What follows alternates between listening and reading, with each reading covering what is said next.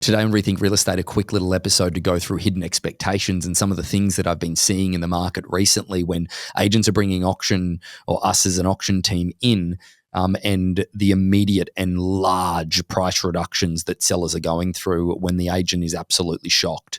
Again, I give a lot of examples, but I'm talking massive price reductions that agents had no idea that the seller would even consider those numbers with simply conversation with a third party being us. Now, again, I'm not saying that you need to go through and talk to us about auction or whatever it may be. It's just a very clear point of view that I'm seeing at the moment that people aren't engaging when it comes to price, and we're getting $1 million+ price reductions in one conversation with a seller from what they were previously listed at versus what their non-disclosed reserve is. Just a point of view that I think you need to be aware of as we lean into a marketplace that at certain price points in certain areas, things are sitting, okay? Don't get me wrong, there's some really hot territories at the moment, there's no question, but certainly something that you should be aware of. Welcome to Rethink Real Estate. My name is Ben Brady, and this is a real estate podcast aimed to deliver sales strategies, marketing tips, and business insights from industry experts and myself to build a listing-focused business for the future. Let's get into it. Today, what I wanted to sort of quickly go over was something that I've seen as a bit of an occurrence lately with some of the auctions that we've been doing. From a white label perspective at the moment, as I mentioned in one of our previous podcasts, is we're doing auctions in 14 states at the moment. It's actually progressed up to 16 states since the end of June.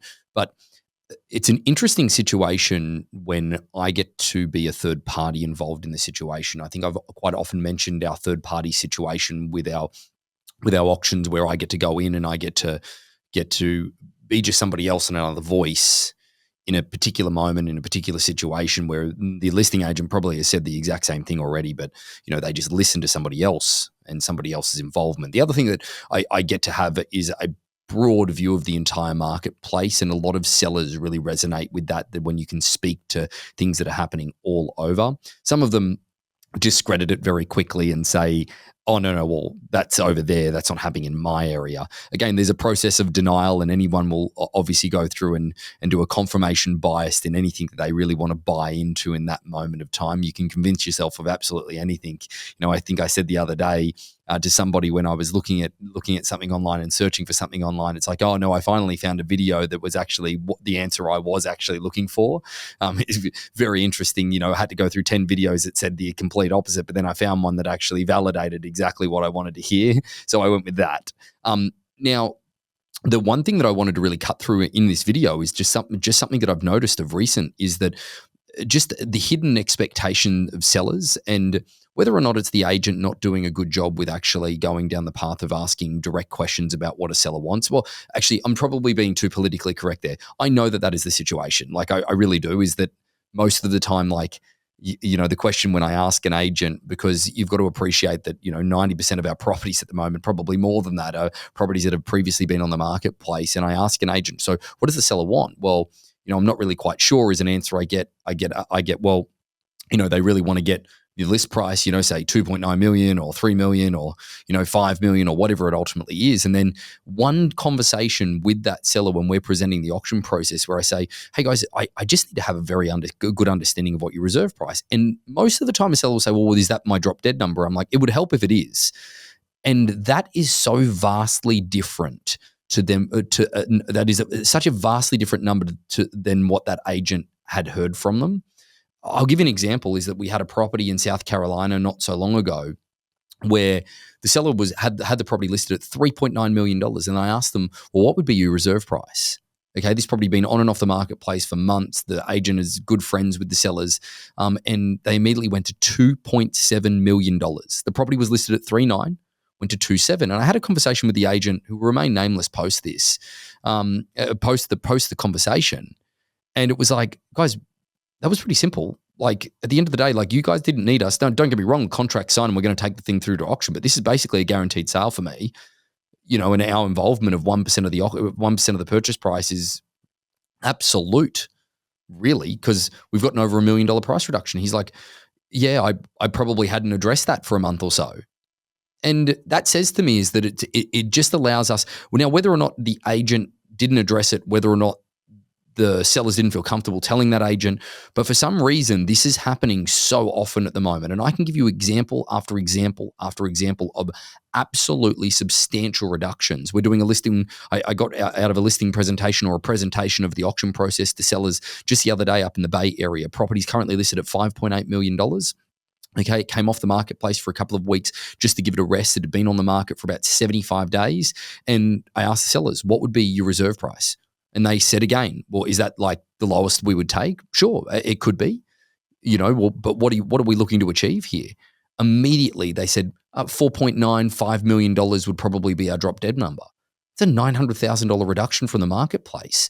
But unfortunately, again, I'm not saying that the agents didn't do that. These are quite decorated agents within the Bay Area, but I am saying is that conversation isn't happening enough. And then even if it is happening enough, is that the sellers feel uncomfortable with the chasing of the market down of what a massive price reduction would mean for their property or whatever it may be, when effectively most of the time the pricing strategy of auction is really big, significant part of the way that we actually drive interest to that property in order to get emotional engagement and driven up. But that hidden expectation, guys, I think that we need to take into consideration at this point is that it doesn't take a third party. And if it does take a third party, possibly presenting auction to your sellers or possibly having your broker or somebody else within your office be somebody that delivers a conversation and tabling your ego and making sure that you move yourself out of that for a short period of time might allow you to have a better conversation with the sellers around a drop dead number.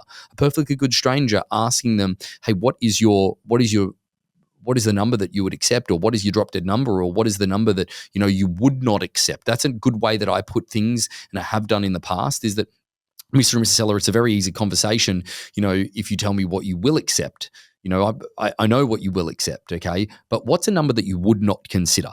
It starts getting them thinking about not their drop dead number, but a number below that number again, is that then you get the real clear understanding of where everything is. Now, there is part of all of this, though, that I need to make sure that we put a full disclaimer on, is that it doesn't just simply happen as an easy conversation from a third party. That happens a lot of the time. There's no question it does if a property's been on the marketplace for a period of time. But then there's other times where a seller stays very, very firm on their list price and says, no, I'm not going to accept $1 underneath that. And then what happens later is that you do get them an offer that gets relatively close to it or even substantially less than it, and the seller will start to consider. I do believe that there is a camp of two parties where somebody will divulge everything to you, the others will absolutely not divulge everything to you, and you need to actually provide them with the marketplace in front of them in order for them to actually make a decision. So just be careful of that hidden expectation. Don't over philosophize. Don't try and look for things that aren't there. But definitely be aware of the situation of that if I can go into a circumstance in 3 minutes, no scripts and dialogues, not building a relationship with them really at all. Our listing presentation to pitch auction to a seller or an agent only takes 20 minutes to do so. And then at the end of that, when they show interest, it's like, well, guys, what would be your non-disclosed reserve? Or is that the number that like lowest we would take? It would help if it is, or you might even phrase it that, hey, what is the lowest price that you would take or that you would set a reserve price on the property to protect you? Is that, well, it's X. If that simple conversation can bring them to that conclusion really quickly, maybe we need to look at what our process is and how often we are addressing that conversation. Maybe we need to look at the language that we use. Is that, Mr. and Mrs. Seller, what's a number you would not consider at this point?